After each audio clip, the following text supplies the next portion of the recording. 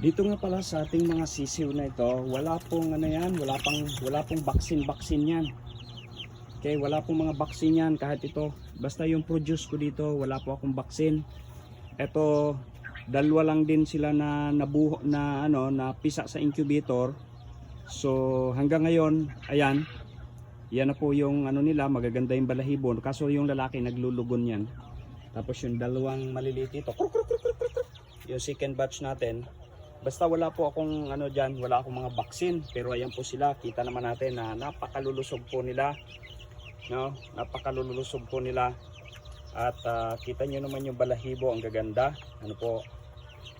At ngayon, ang pinapakain ko pa sa kanila dyan ay starter. Ano po. So starter feeds. At bibigyan ko na yan ng pakunti-kunti siguro mga dahon dito sa area nila. At isa sa naging gamit ko lang, wala po akong ibang gamit na vitamins kundi yung Atobi. No, Atobi technology po, isang probiotic, no, na hindi ko matandaan kung ano yung may gawa. Ano po. So ang isa sa napakaganda pa po nitong Atobi na to, ang kanila pong ipot ay walang amoy. Kahit doon sa aking mga pugo, yun ang ginagamit ko. Wala po talaga, hindi mabaho ang kanilang mga ipot. At kita nyo naman, kahit walang nakatipid tayo sa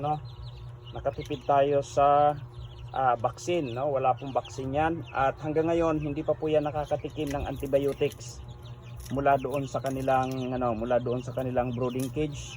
Hindi pa po nakakatikim yan ng antibiotics. Sisigla nila. Bale, ang ginagawa ko, pinapainom ko pa rin sila ng antibiotics. Kapag napansin ko na medyo may lulugo-lugo, yon, ano lang, maintenance lang. Ano po ang ginagawa ko sa kanila. Kahit doon sa aking mga layer, no, yung mga inahin ko doon, ganun din po yon.